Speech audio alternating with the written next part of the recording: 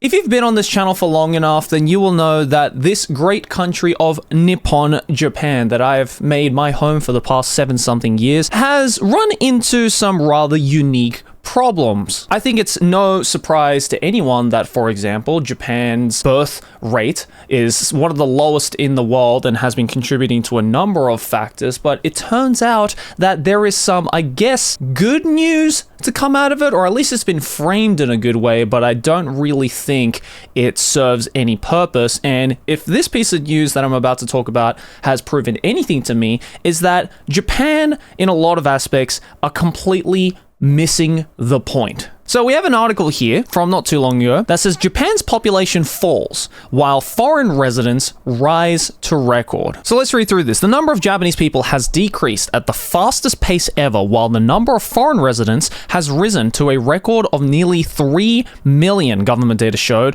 on Wednesday. Now, that might seem like a lot of gaijins in Japan, but mind you, the total population of Japan rests at around 120 million. So if you take that into consideration, foreigners in Japan only account for really about 1 or 2% of the entire population. Suffice it to say, we are still very much a minority. However, the data showed that Japanese society is aging across the country and suggests that foreign nationals are playing an even bigger role in making up for the shrinking population. The number of Japanese nationals fell for a 14th year by about 800,000 people to 122.42 million. So, as I said earlier, for the first time, the number of Japanese residents fell in all 47 prefectures. So basically nationwide. It's not just like Tokyo or Kyoto or any of the major cities. It's all over the place. The number of foreign nationals, however, living in Japan was a record 2.99 million, a 10.7% increase from the previous year, the biggest year-on-year increase since the ministry began tracking the data a decade ago. As of January 1st, 2020, just before the COVID-19 pandemic spread around the world, there were 2.87 million foreigners living in Japan. So already, just from this, we can pretty much conclude that as a result of the pandemic, as a result of Japan not only closing its borders during those 2-something years, for one, the interest in Japan has increased, but the interest has increased so much that now there are more people deciding to live in this country. For how long? Who knows? The important thing is that not only are people more excited to just come to Japan to experience it for the first time, perhaps, because obviously the interest grew during the pandemic, but now people are like, you know what? I love this place so much, I'm going to try and live here. And it increased over 3 years by roughly 100,000 plus people, which in hindsight is quite a few people. Japan's total population fell to 125.42 million, a decrease of about 511,000. The population has fallen every year since peaking in 2008 due to a low birth rate, reaching a record low last year. And I think that piece of information, Japan having a low birth rate, is no news to anyone. But this next point I read, and is the whole reason why I'm making this video, because again, I feel the government of Japan is kind of missing the point, or I guess is trying to sidestep a very simple solution that can basically solve a lot of modern issues that Japan is going through right now. It says here the government aims to address the problem by various means, including employing more women. To secure a stable workforce, the government will promote labor market reforms to maximize the employment of women, the elderly, and others. See, this is the highlighted point of this article, in my opinion, and this is kind of the contention right now as to Japan missing the whole point, because the whole point, right, that we are seeing more foreigners coming into the country and there are more people who are leaving the country or maybe passing away. I reckon the decrease of 511,000 nationwide is not a result of Japanese people leaving Japan. It's more so just a lot of elderly people passing away. You combine that with the low birth rate of there are more people who are living longer in Japan compared to new lives being born in Japan, I think is the result of this decrease. I genuinely don't think right now, at least from my understanding of how modern Japanese society operates, I really don't think it is any kind of deep meaning or whatever as to this massive increase of people, or massive decrease rather, of the Japanese population. It's a number of things. But the one thing I don't understand, right, is the government looks at these statistics, right, that are very cut and dry, very easy to understand. There are more foreigners coming in, less people are making babies, the older generation is reaching their peak and passing away. And their, I guess, solution to that is to employ more women, which makes absolutely no sense. Because everybody knows, and I've said this in multiple videos, the easiest, simplest Occam's razor solution to combating basically this decrease in population, the economy not doing too well, and the low birth rate can all be solved with just one very simple solution that a lot of other countries in the world have implemented and have,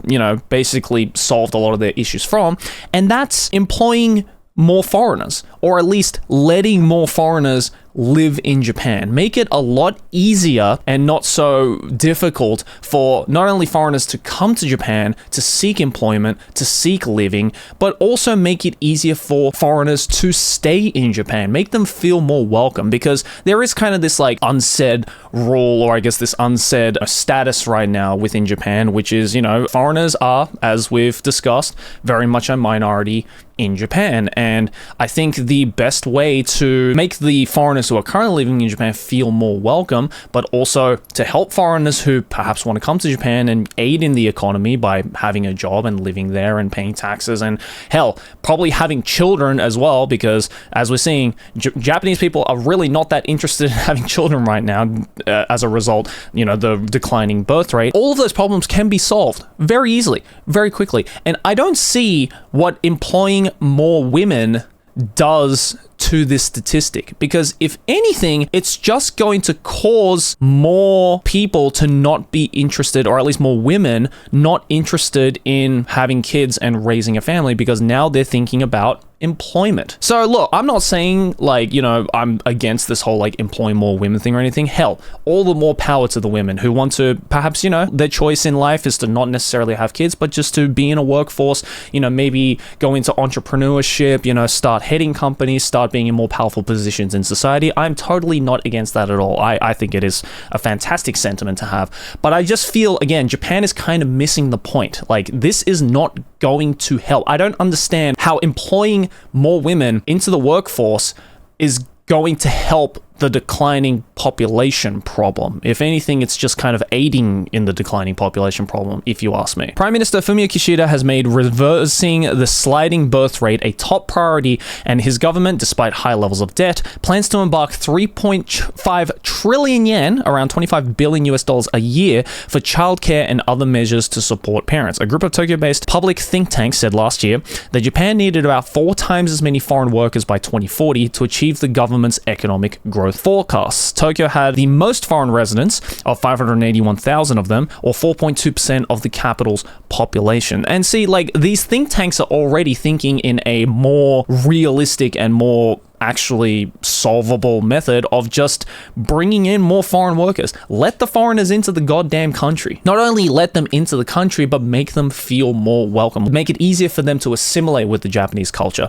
And look, that's not going to happen overnight, obviously. Foreigners living in Japan who have come and gone have tried doing that for the longest time, but this Japanese mentality of it being propped up on this very strong sense of xenophobia, not allowing or not accepting fully anyone who is non-Japanese, aka a foreigner in Japan, it's going to be really difficult to achieve this overnight. But it seems to me that at least these Tokyo-based public think tanks, as this article puts it, has a better fucking idea on how to solve this situation than the goddamn government does. So it really is kind of concerning just how much the Japanese government is trying to sidestep this issue, trying to sidestep this whole problem, because again, it is so you don't even have to be a master in any kind of economics or be a government official or know anything about how the government operates to understand that the solution is very simple. Just let the goddamn gaijins in. It's really that simple.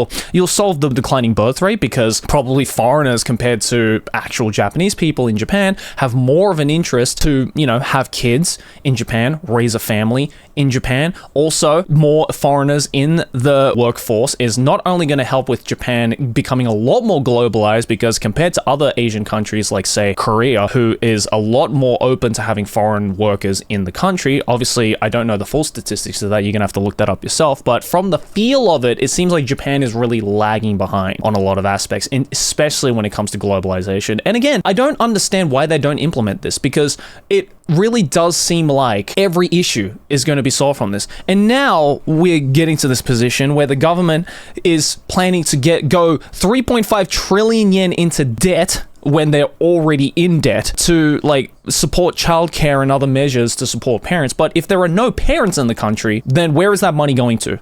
Literally nowhere. So yeah, obviously there are many layers to this conversation to be had. Obviously, I'm not a fucking expert in anything. This is purely just how I see it and how I view this problem as someone, again, who has spent like half their life in this country and is pretty, I would say, knowledgeable on the whole, you know, inner workings of how Japanese society works, just from what I have experienced. And again, you don't have to be an expert in any of this shit to understand that there is a very simple solution, and the Japanese government are just not doing it. They're completely missing the point. They're going to throw all of our taxpayer money into this thing that is probably just a lost cause, is not going to directly aid in the root of the problem, which for some reason they just don't understand. So yeah, very annoying, very concerning that even after all of these very obvious statistics, the Japanese government is like, fuck it.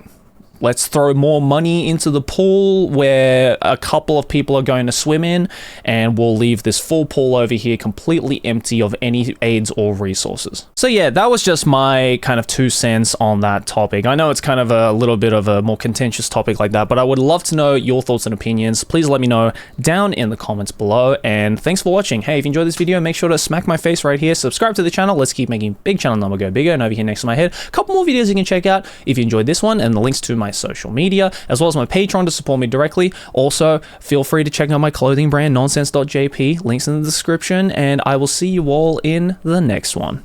Peace.